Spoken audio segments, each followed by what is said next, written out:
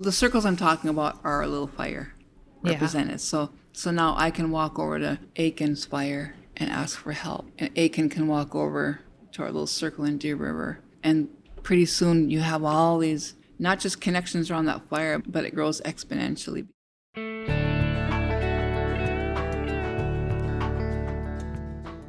Hello, and welcome to the Art of the Rural podcast.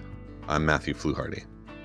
On this podcast, we gather with artists and culture bearers from across rural America and Indian country to encounter their creative and cultural vision, to hear new stories about life beyond the city, and to be inspired to bridge divides across the places we all hold dear.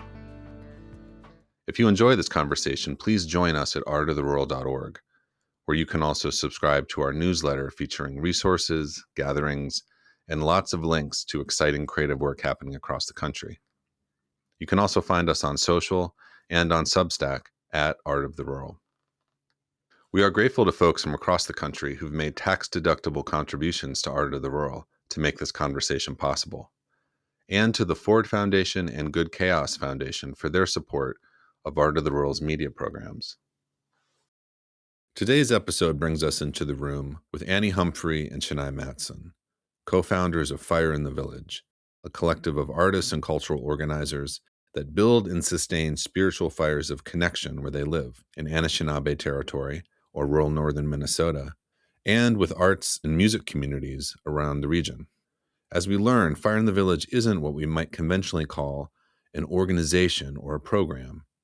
As Shanai shares in this conversation, Fire in the Village is better understood as a work of art in itself, one that is always evolving, always changing, and deeply tethered to the places and people from which it springs. One of the most resonant images in this conversation is the one that gives this collective its name. Annie describes the circles that Fire in the Village builds as little fires, distinct, local, belonging to their particular lands and community, but capable of connecting to other fires across the region and beyond, growing and growing until what once seemed isolated becomes a network of warmth and light. This conversation, recorded in November 2025, raises, with depth and honesty, many complex and multi-layered questions. What does it mean to stay? What does it cost, practically and personally, to choose to remain in and work from the communities where you were shaped, rather than accept the art world's logic of moving away? And what futures are possible in terms of intercultural exchange and community resilience when artists and culture bearers are genuinely of a place and not just visitors to it? We're grateful to share this podcast in a format that we call the Long Conversation, an unmoderated space that allows for individuals to cultivate a depth of conversation that shares the textures of creativity and intercultural exchange that are often hard to express in conventional interviews. If you found value in this format, please head to Art of the Rural to check out our previous long conversation with Deani Whitehawk and Jovan C. Speller. So, without further ado, please sit back, get comfortable, and enjoy this conversation between Annie Humphrey and Shanai Matteson of Fire in the Village. As busy as we are, I think it's interesting that we don't do this a lot. Like you and I. Oh, just talk on the mic or sit and talk to each other. Or just we talk to each other all the time. But we grant speak. No, no, but I think about when before I met you, one of my memories of you, Annie, is that we were both at this art summit many years ago, and you were on a panel. I think it was the big panel. It was like the plenary panel. And I was there with a group of artists that I still work with, mostly from the Twin Cities. And you were talking, I don't know. Do you remember that? Yeah, I do remember, because I thought the questions didn't apply to me, and what was I even doing on the panel? But I remember Delana White was on the panel, and I thought, she's on there, I can be on it too. And they were asking questions like, the one in particular was, what is your seat at the table as an artist in Grand Rapids? I remember it was a question like that. In this community, where is your seat at the table? Or how do you contribute to the whatever? And as I thought about it, I thought, I don't have a seat. So when it came to my turn on the microphone, I said, I don't have one. I don't have one. I said, they do have a big festival by the radio station, and they invite me to sell fry bread in the parking lot. And I think that was like It was like, oh, Yeah, the room and the got other quiet. panel was really, but it was true. It was just true. So it felt like a lot of these big gatherings, they're just shit shows. And that's what it felt like being up there Yeah. and being asked these, they're just so weird questions. Like, Yeah. really, I don't know what you even call them, what kind of questions they are, but they're questions designed to get really nice answers. Right. And this town, they asked about, I don't know what, they asked a question, and I remember I responded, this town has no diversity. I challenge everybody in this theater to go out into Grand Rapids and find an employee that's brown. But maybe not McDonald's. Maybe at McDonald's you'll find one, but nowhere else. The feed store, any stores. And I said, and the murals that you see that have Indians in them, those aren't even painted by Indians. Those are white artists painting Native people to make it look diverse in a white town where you won't find any Indians working. And so, yeah, I was getting just really more and more like frustrated. Yeah. I remember that day. Yeah. That day, and I just didn't care. After all, I didn't care how I answered the question. I remember that because I don't remember specific things that you said, but I remember sitting there, and with the artists that I was with, we had some similar kinds of thoughts about conferences and about these ways that we try to professionalize everything. Yeah. Like that's what it art was. making and community is like a profession. And so there's a panel of people, and they maybe hold positions on like the board of some funding organization or some nonprofit. But then you were there just being real and just saying, this is not a table that you have a seat at, and maybe you don't even want one, which is really a radical thing to say. But, Shanai, I think from those little roots, I think that is how we met and eventually ended up making Fire in the Village, because it's not professional. If you guys could see our room, it's not professional. It's if you see how we travel and pack up our stuff and go from, it's not professional, but we just get things done, and there is no yeah. So it's really hard when people ask what we're about, because I always think that we are more of a, what was that? We're more of a concept, right? Yeah, and then like you said Fire in the Village is a work of art, and all of a sudden that's what I think all the time now. I think that we are our work of art, Yeah. always evolving, Yeah. changing. That makes me think about that idea, like that the metaphor of a table, and you get a seat at the table, and that's the goal. Like with culture and art and making spaces in these communities, that we should really be trying to be like everybody else in this professional art world. And I think we resist that just by who we are. If I went to the res or the village or someone and try to act professional, they'd all know I'm phoning. Just like you, if you went back to your little town and tried to talk to them the way the professional art, whatever this thing was, we'd be laughed out of our towns. I think because people would probably ask why. Like, why should I do that?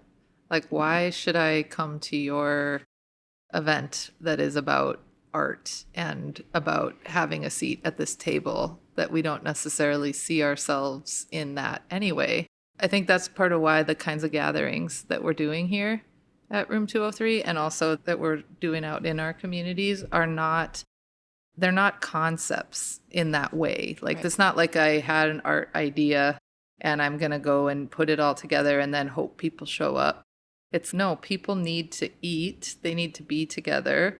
They have ideas for how they could make their lives and the lives of their families and communities better. Right. And we want to meet them where they're at, because we're there too.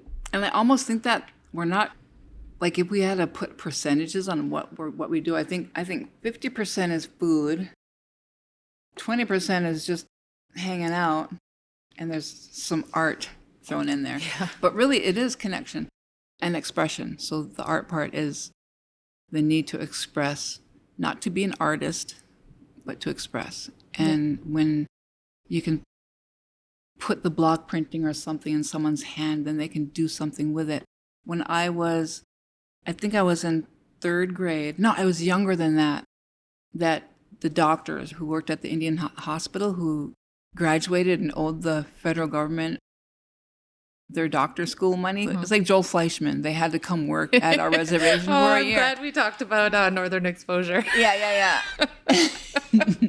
But that I remember the doctors, they were young and they were going to their next little doctor duties Yeah, it's like an place internship to like pay a- back to yeah, help pay back their student like debt. doing for something becoming a good doctor. for the community. But they had this big, tall, upright, out of tune piano, and it got rolled into our living room.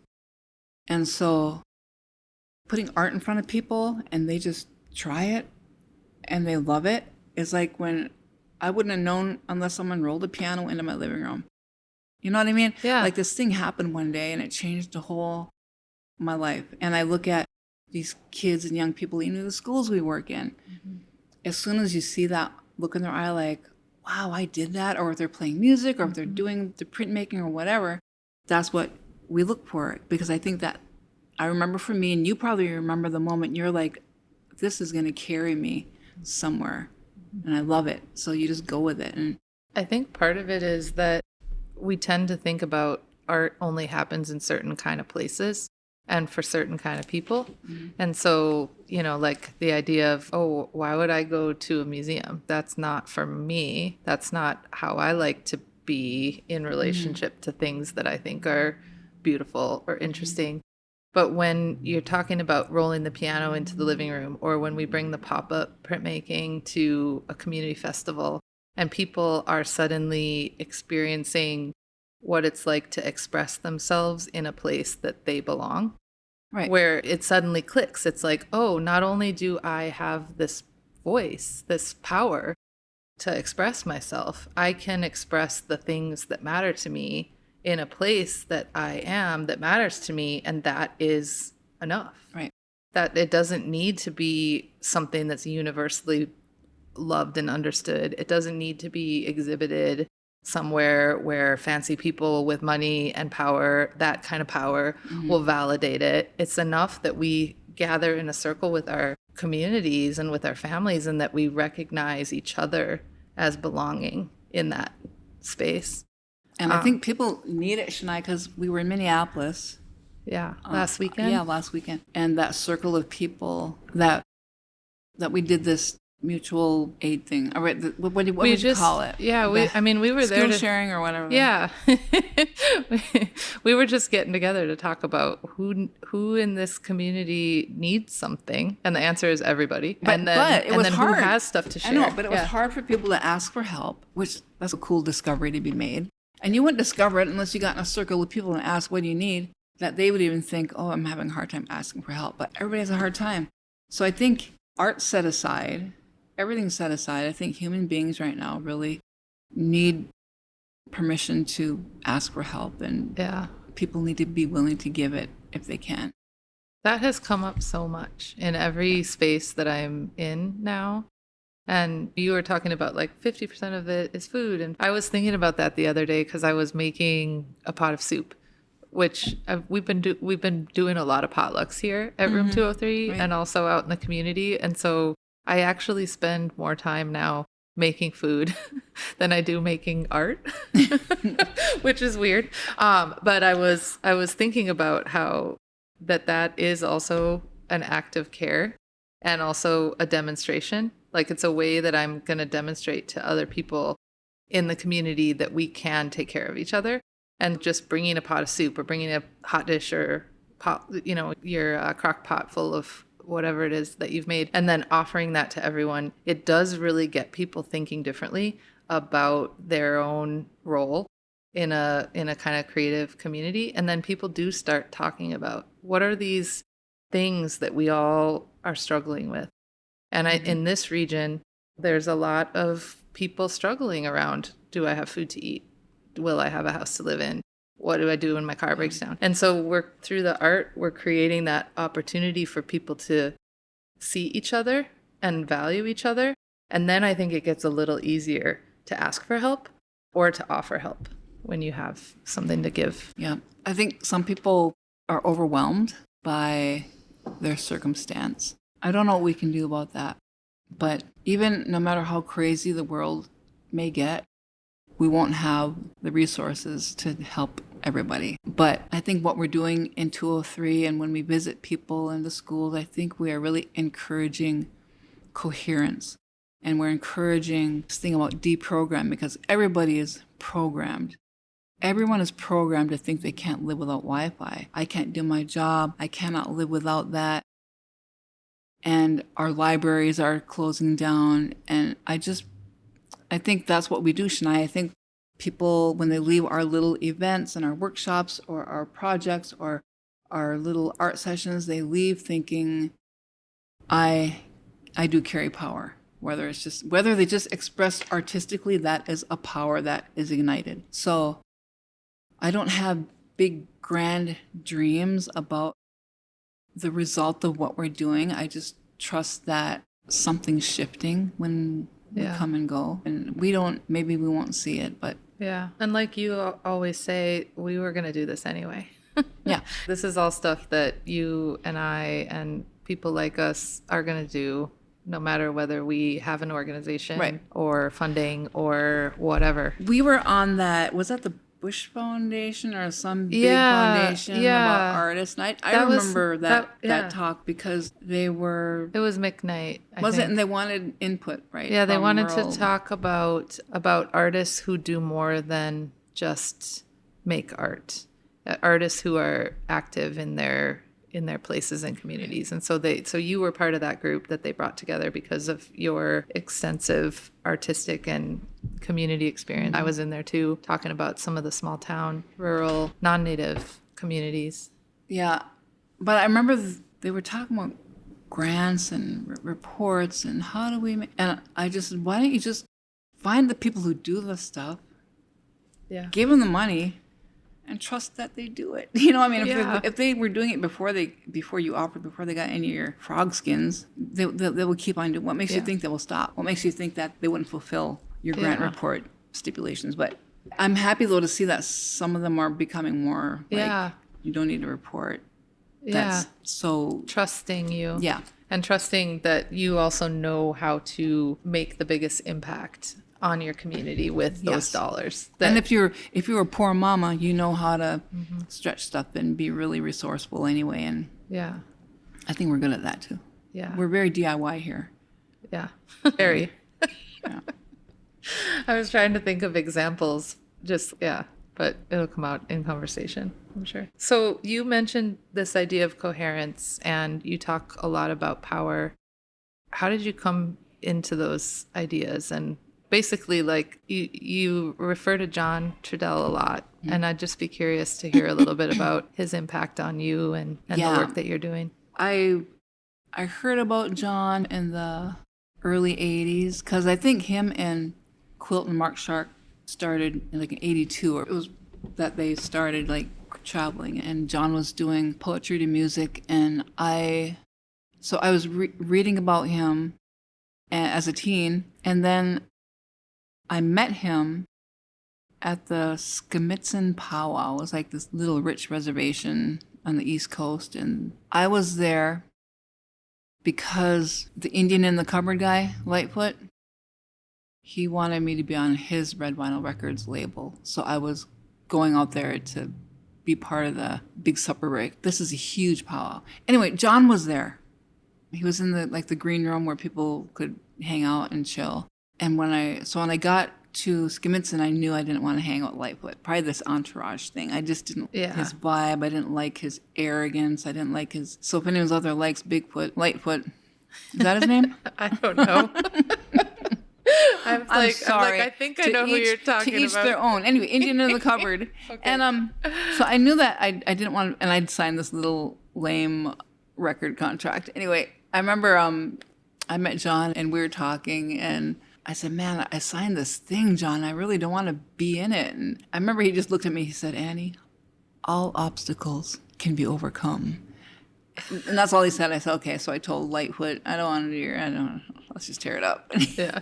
He told me, I remember upon releasing me of my record label obligation to him, he said something like, you think you can, whatever, you got to pay your dues, girl. You got to pay your dues or something like that. Anyway, I digressed. That's where I met John Trudell. And I think shortly after that, I saw him speak in person. And that was it. I was like, man, he's smart and confident, and everything he's saying makes sense. Now, some people say he oversimplified, but why make everything complicated? It made perfect sense to me, and it still does. And after that, we ended up crossing paths for a lot of different things going on nationally.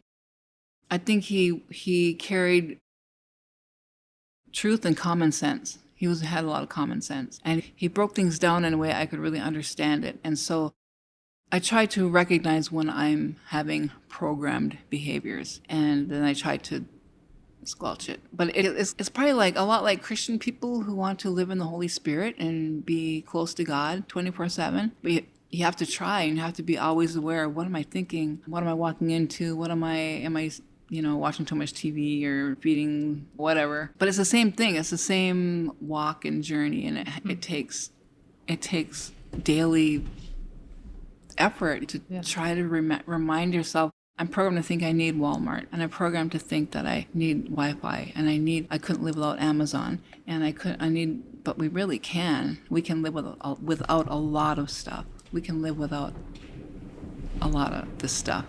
It just occurs to me that in one of the ways that I see you carrying on John's work in your work is that you talk about these things. You talk about power, you talk about programming and coherence when you're performing, and then also through the other kinds of gatherings we're doing as Fire in the Village, but also that curiosity, and then that self-reflection, and that like asking the question, like, are we doing this because this is what needs to happen, or are we doing this because we think this is what we need to do? That's really baked into how we do things. And I think we're similar in that way, because I do that a lot, maybe too much, like questioning, your motives or how you do things. But I think that's made for a really cool, emergent, thing that's happening. Like, we don't know what we're doing. You guys, I know it, and we do so much. I think at the beginning of the year or whatever, the 12 months ago, if someone said,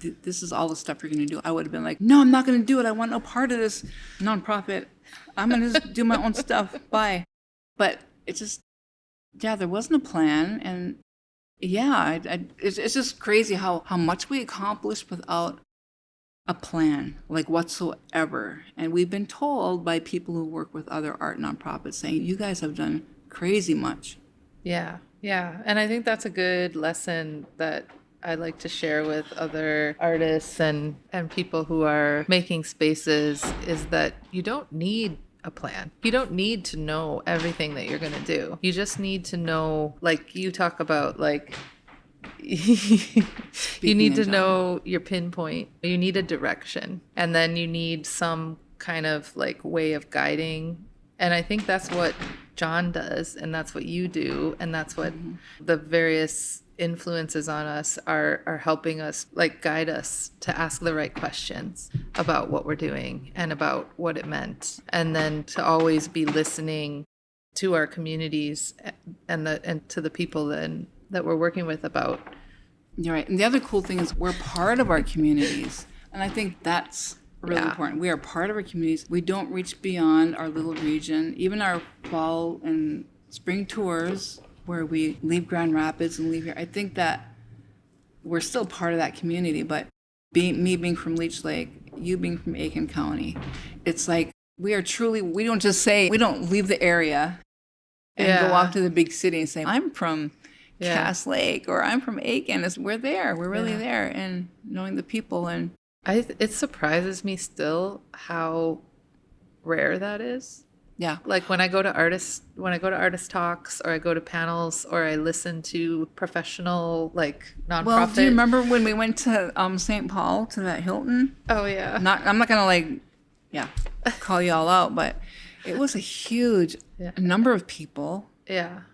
It was a huge number of philanthropic organizations and money givers, and they must have spent, I bet they spent $250,000 just on that making event a meeting. to feed. Yeah. Oh my God, that money could have gone so far. Yeah. And I'm really not sure what was accomplished. Yeah. That is something that is really hard. And I've thought this for a long time about being from a place and a family that is poor or doesn't have access to those kinds of, like, I never would have thought about that growing up around here. And people around here, if they knew that is how the money givers and the thought leaders and the people who are setting all these agendas, how they gather, they'd be pissed. I mean, I think that's part of what's going on right now. Okay, but anyways, the cool information that I didn't know was on the stage that day for their they had these presentations happening during meals or whatever, but that one little skit that talked about how 4% of all these billions of dollars is awarded to the rural part of the state. Yeah.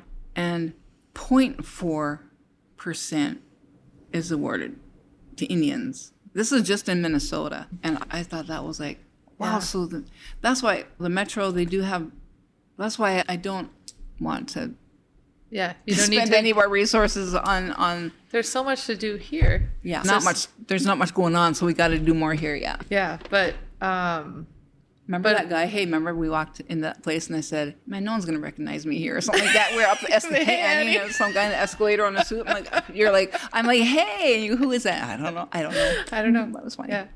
But it was also making me think about that idea of the table. And it seems like people are in this system, in the capitalist system, which still is influencing how we make art and how we do community, that people are rewarded for how well they can speak that language and play that game and come to the table like nice, ready to cooperate, to work in the ways that we're supposed to work in order to meet those folks where they are. And that to be outside of that and to say, not only do I not have a place at that table, I don't think that table should exist. It's wrong. That table is there and y'all are eating everything. That table sucks up a lot of resources. And so just like being from our communities, I think that was one of the biggest things about Fire in the Village that like made me excited to work with you and to create whatever this thing is, that we don't have an organization or a space or a way of even talking about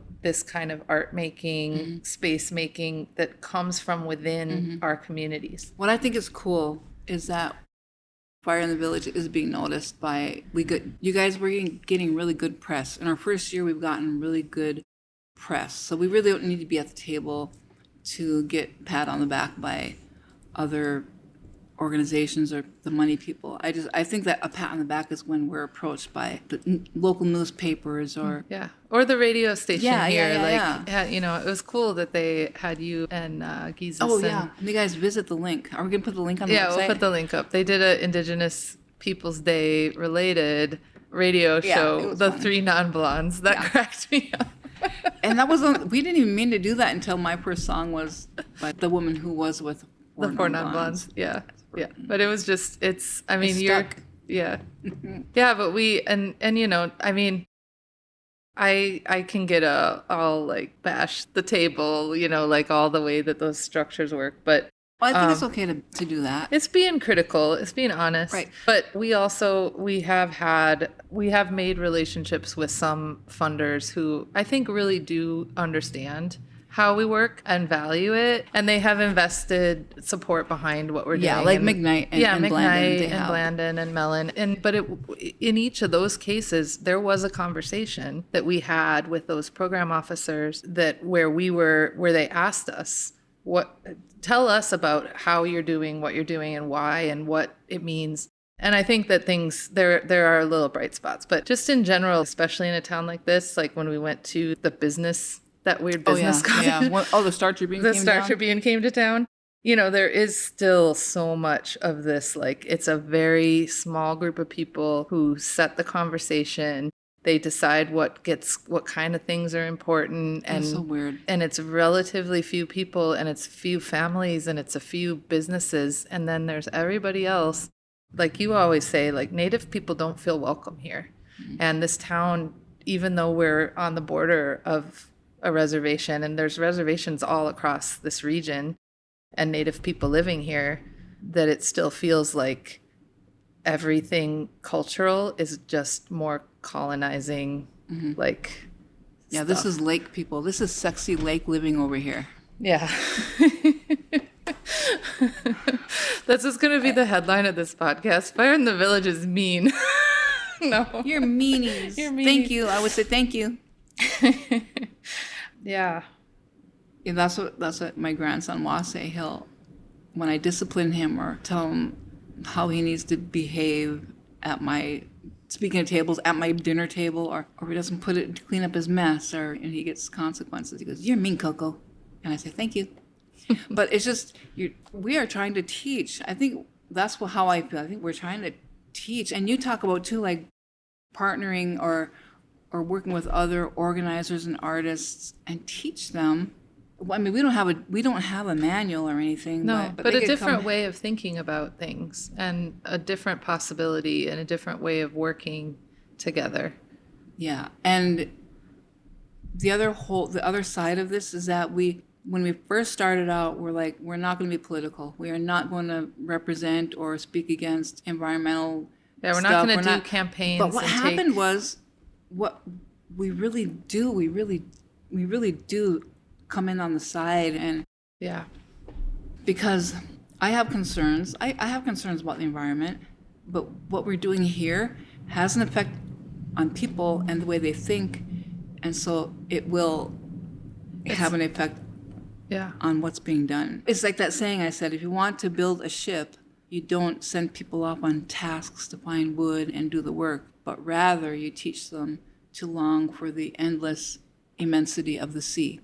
Yeah. So I think we are not trying to build ships Right. at Fire in the Village, but we are trying to teach people to long for the endless immensity of the sea. And I think that really speaks to not an absence of we're not about anything or we're against politics or whatever, but it's just a longer view. You know, it's looking farther out and understanding that in order for anything to change, in order for politics to change, for how people behave or how they make choices, it's all culture. And it's like you said, it starts in your head. So in order to change a culture, you have to be able to change the way that people think about things and the way that they feel. And that's something that you can't do with information. Right. And you can't do it because you can't vote in a new culture. Like you have to work in and with culture. I don't vote. And that is fine. FYI.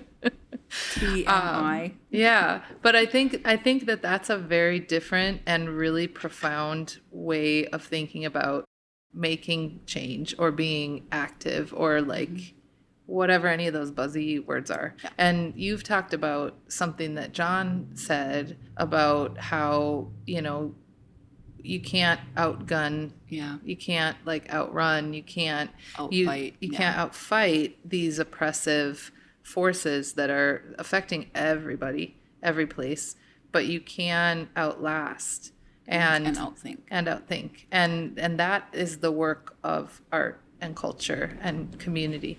And I think that's what we're doing here is you and I have both been involved in frontline kind of protests, like opposing the Line 3 pipeline or other things that are happening. And I think we both saw this happen, which is that it's just one thing after another. It's not going to stop. Like you can't just, and you will burn yourself out trying to fight these battles as if they're not all connected to each other and that they're not all the product of a culture. It's mentality. It's consumer. It's consume. Yeah. Consume. So I think, you know, with the limited time that I have on this earth, I would rather be creating a culture where Than fighting a culture. And I know you can't ignore, and I don't ignore all of that other stuff, but I know based even just on how I feel in my body that the more time I spend fighting, the more depleted I feel and the more powerless I feel. Whereas the more time I spend creating and connecting and remembering, then the more powerful I feel. It's much better. That's much better. Yeah. It's better to Yeah. be like that. Yeah. And I think that's how everybody's feeling. Everyone's getting sucked into their screens and the bad news. And rather than stop and try to get your head straight, you keep reading and Yeah. keep going deeper. And I think that's a danger that I think everyone's in that now. And either you're going into this despair or you're going into this arrogant, we're going to win and get America back. So it's like these really extreme directions people's mentalities are going. So if you support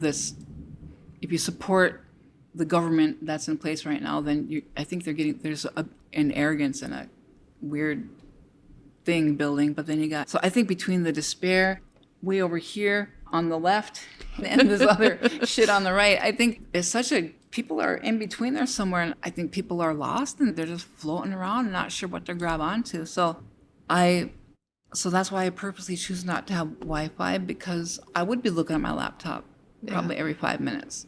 And it wouldn't change anything. No, Like, it would not. It would be wasting more of my time, and I would get less stuff done at my house. And I'm not telling everybody to get off Wi-Fi, but I am.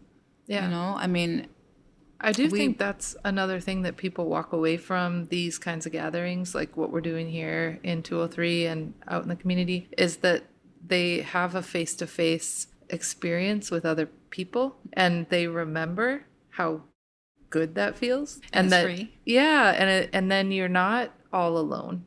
Because even though we're super connected all the time to like everything that's happening everywhere, we're actually feeling, I think, more and more isolated and alone all the time. And so it's like I feel really bad when I realize that there are people all around us who go days without having someone acknowledge that they're alive and that they matter. Mm-hmm. And like that kind of grinding like of survival, and then having no moment where you're valued or your experiences matter to anyone, and then you feel hopeless because it seems like these monsters are taking over everything. So just like having an experience where you are with other people who, it's like we acknowledge that this is happening, but we're here, and we also acknowledge that you can feel good, you can enjoy each other.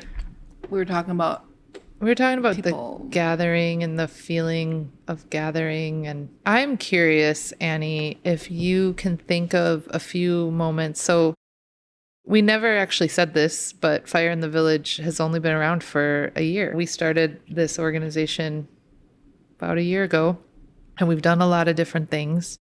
And what are some of your like highlights, like things that you touch back to when you're like, man, this is hard work. I'm feeling like I need to remember why I do what I do.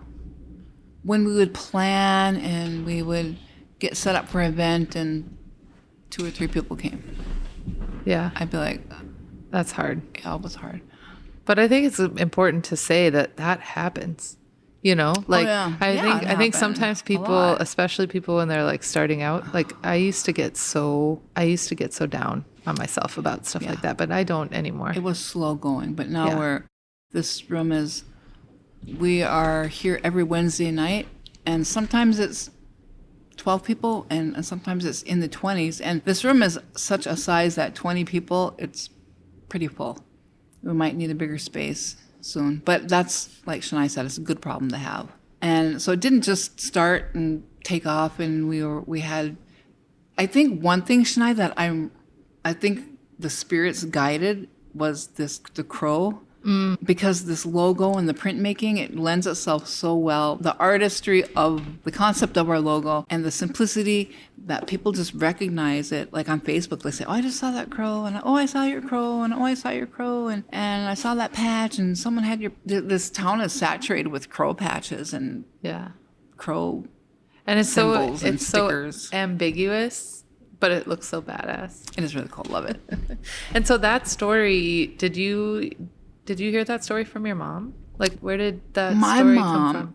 No, I heard that story. There are 2 stories. One is that the crow, you know how the crow steals shiny trinkets. There was a story kind of connected to that, but then there was this other story about the fire and how the crow brought fire. And when we had to think of a name for this thing, I remember when I thought fire in the village, and he must not be named, said, "Oh, I visualize like a teepee on fire and someone's burning down." And like, of course, as a non-native person, I'm like, no, that's not what I see. Yeah. Maybe you would see that, but I'm talking about a fire that people just sit around and stare into. Yeah. And it's almost like meditative, and you talk about the good things or the hard things. Yeah.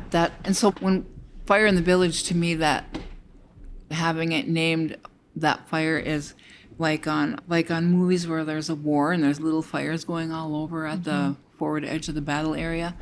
I visualize all these little fires and how we can connect them, because Shanai and we were talking about circles of people, and we always say we need to help each other, but let's take that a step further.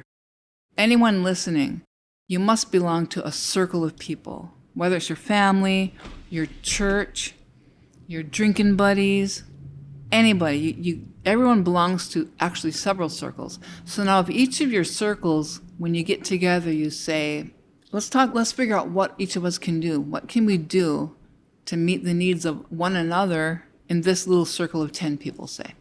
Whatever it is. If you're a mechanic, if you grow things, if you teach, if you work on houses, if you have some extra boots laying around at your house, whatever your skills and resources are, and your little circle of 10 people can meet the needs of that circle, many of them. But if you can't, someone in that circle belongs to another circle, maybe their church. So maybe you got your drinking buddies, and between the 10 of you, you have all of these skills and resources, right? But one of your drinking buddies goes to church, and he says, okay, none of us here have cows, but there's a really cool dude in my church who's got some cows, and he's about to slaughter or whatever. So that guy with the cow meat is now brought resources into the circle of these 10, right? And then all these 10 people know a guy outside the circle, right? So, I mean, if people listening, go back to your circles that you belong to and start having that conversation of how could we help each other, really, if there were no gasoline, if your electricity was privatized, which it is, if prices went up so much that only the rich could afford anything, or the price of fuel went up so high that only military could afford it. So I know it sounds extreme, but think about that. Could you take care of each other? For real, not like we need to take care of each other, but do we have resources and skills to take care of each other? And so... And the ability to know, like, how to do that. You know what I mean? Like the practice. Like to get together and organize that. Yeah. Next time you're drinking with your drinking buddies, just start the conversation. Yeah. I wonder about how, because that is really where I'm at too. I feel like that is like the thing we need to all be doing. And that is like the highest calling right now for organizers. I think is actually, for a time, we need to not forget all that other stuff, but stop waiting for all that other stuff to correct, because it's not gonna. Or get bad enough that you can't. So I think that you don't really need to organize. You just need to start. Yeah. So like if you have listeners, so if there are organizers listening to this little conversation, I don't know that you have to organize. I think that just speak this thing about circles of people. Yeah. What circle do you belong to? Yeah. It's a different kind of organizing. It is different. It's just putting a bug in their ear. Because after a while, what I see are, we have circles that kind of overlap, like a cluster of bubbles. And when you go blow bubbles and think about like a clump of grapes, okay? Every grape is a circle of people that touch or overlap, because they do. You really do. So much that one end of the bunch of grapes can get a resource from a grape way on the other end of the bunch. But there's connection in between. So people talk about mobilizing, and it can happen really fast. Yeah. When you got your little When clump you're of all grapes. connected together. I think the grapes thing that's funny. But so how much of this idea is making sense to you based on your lived experience and your family and your ancestors and the It's and the working, lessons? right? So the economy that we live by before currency or the U.S. Capitalism, Treasury, colonization, gold and whatever, all that stuff. was that there were hunters, and that's what they did for the village, was they hunted. And then you had the medicine people, the medicine gatherers. So the medicine gatherers didn't have to be good hunters because they needed meat. They asked the hunters. The hunters had someone sick in their family. They didn't have to learn the medicine. They call the medicine people. And so there was this interconnectedness of everything that was needed to live and thrive in that life. So there was the growers, the spiritual people, maybe the older ones that took care of children. And so everybody in this village, just go ahead and visualize an Indian village. Everybody had a job to do. No one family had to know how to do anything, had to know how to do everything. And that's how I came to taking all this real seriously, is because I have, all my adult life since I had kids, I make sure I go ricing every season, and I have enough rice for the whole year for myself and for more people. And we spend the sugar bush time, and I've been learning about plant medicine for years, and netting and preserving fish and learning how to can meat and growing things. And I think, oh my gosh, I don't have this area covered or this area covered. But then I start thinking, why do I have to know everything? Aren't there people around me who can take care of some of this stuff for me? Because it's impossible. So if you're a person who thinks, I want to be independent and live off the grid or something, unless you have other people to help you in the things you need to live, then you are going to have a really hard time scrambling around trying to learn everything and take care of everything and grow corn and pigs. You know what I'm saying? Yeah. So you're making it hard for yourself. Yeah. We need to think of our circles of friends as that village. What are you good at? Realistically, what are you good at? I don't have to learn how to be a mechanic because my uncle is one. So think about that. You don't have to really organize, because these circle of people already exist. You all belong to circles. Your friends, if you're a teacher, if you go to church, or my family gets together on Tuesday evenings, and it's expanding into more than just my family. And we are having these conversations of what can we bring. Yeah. And we have 18 people on average coming on Tuesday, and all those 18 people are good at stuff. We have the last Sunday of every month, Fire in the Village has a Sunday morning circle. Yep. And that has become a circle of really great people. Yeah. And we are having the same discussions about resources. So now I belong to the Sunday circle, Yeah. and I belong to this other Tuesday circle, And I go to Aiken and you go to Aiken. So now once a month, we and have, we do it there. yeah, so we Yeah. actually have 3 circles. And when we do have our little resources and skills established between us all, blah, blah, blah, I can say, Shanai, do you know is there anybody in Aiken who does that? Because my Sunday circle person needs this. Or my Tuesday family, you guys, can someone do this? Because one of the women in our little Sunday morning circle needs this. So that's how they start connecting. Yeah. And it expands. Yeah. It doesn't take organizing, it takes asking. And I think that the kind of organizing that does help that along is just the gathering. Yeah. So like, even though we're just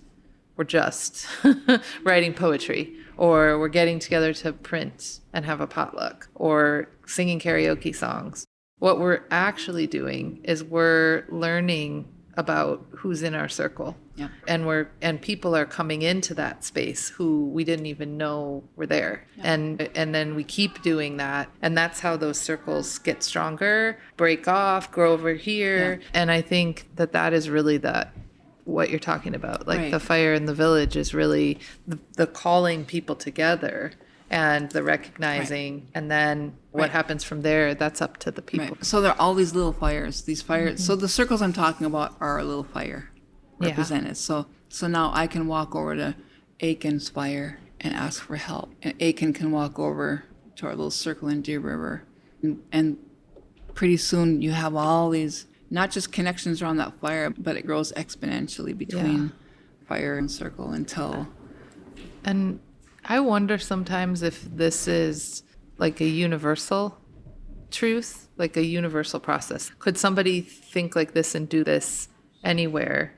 Or is there something unique about also the fact that we're in a community, we're in the communities that we're in? I think it probably is true that it could happen anywhere, but I think that there's something really interesting happening, that it's growing out of the experience of an Indigenous community and this way of outlasting, right? Because that's what you're talking about. You know, you're still doing the things every year that people have done for so long, you know, like that process is part of how you survive or how you outlast that. And then the fact that we're in conversation with a lot of little towns and rural communities where people, like white people, non-native people, for as long as we've been here in this region, have had to survive here too, and that there's these examples of like how the extractive economy has impacted a lot of our places, but people have also been on the edges of that for a long time, like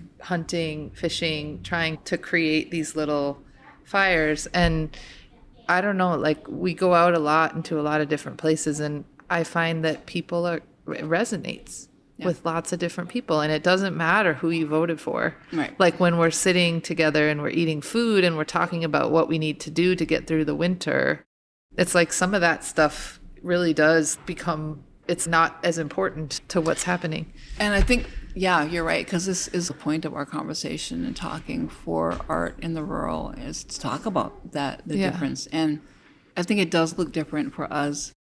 I think it's more doable for us.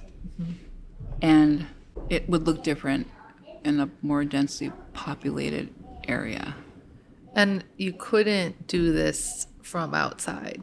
Like that's the other thing is I do talk to a lot of organizers. Right. So you organize where you are. You don't even have to step out of your house. Yeah, I think town. that's the main thing, is like doing what you love and what you can do where you are, rather than thinking that your job as an artist or an organizer is to try to do something over there. I think that's a shift. I think so too. I think that too, like we were talking about people with the money gathering in these big hotel conference ballrooms. They do that because it's cool to talk about, whatever. But then you also have organizers who want to tell stories of where they've been and what they've done, and to impress one another even. So there's that too. There's that that little, I don't know what's called a culture, but that little thing where people want,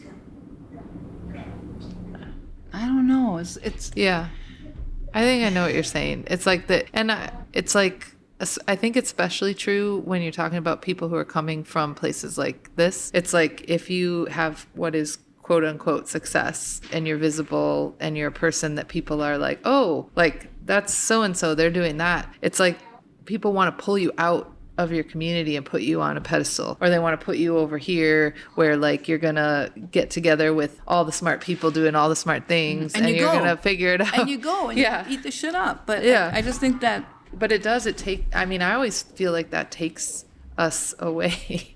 Like it's distracting, and I don't know, like I think a lot of really brilliant, caring people who could do really amazing things in and with their communities have left. And that's not to put them down. I'm just saying, like, if the only way to continue doing your art is by going away from your community and being compensated and celebrated in these other circles, then your community's still left without. Anyway. I don't know. It's true. I moved away from my hometown and went to school and did all these things. And, you know, I decided I had to consciously decide to come back, and I didn't know how I was going to do it. We still struggle with, is this sustainable? Are we going to be able to continue to pay our bills and still be in this community and doing this stuff? And so I think, again, it's like the system is set up that way, and it rewards the wrong things, and it always extracts unless you push back and create that space. And I think that's what we're really doing here too. I think so too. I think it's good because we don't really compromise, and that's the other really Yeah. awesome thing. Yeah. No, yeah, we won't be doing any of the stuff that's just for show. And it sounds good. It looks good on paper. Or sounds perform good. your identity, your struggle. But my name is Annie Humphrey, and I was born in Cass Lake, Minnesota, on the Leech Lake Reservation, and I left the reservation and for many years, and I returned like Shanai, big circle. I reside back on the reservation with my kids and my grandkids and my animals. And I'm Shanai Matteson, and I grew up in rural Aiken County, in the northern part of the county, in a little town called Palisade. And that's where my mom grew up, and my grandma and my great-grandma.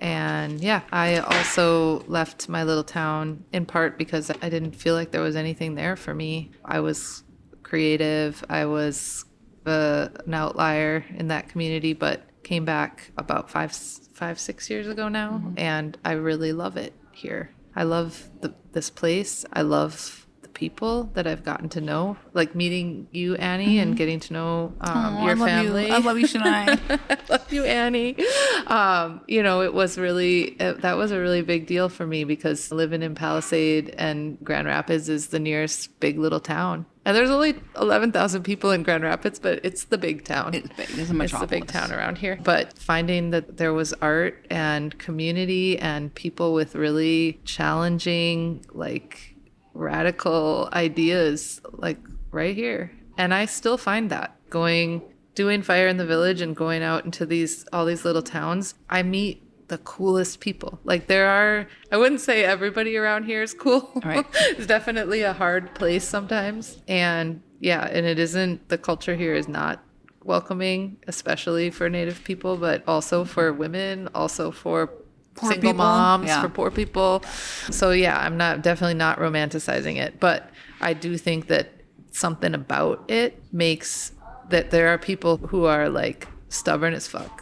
And they're just gonna stay here, and they're gonna do their thing. They're gonna go fish. They're gonna rice. They're gonna live in this way closer to the land than if they were in a city. And that a lot of those values, I think, make for an interesting place. And I learn a lot. I'm learning a lot all the time. Yeah. So we are Fire in the Village, and now we've talked for an hour. Yeah. That's kind of Thank you all for over the listening. place. Thank you for listening. I hope you found something. Look us up. FireInTheVillage.org. Yeah, .org, not .com.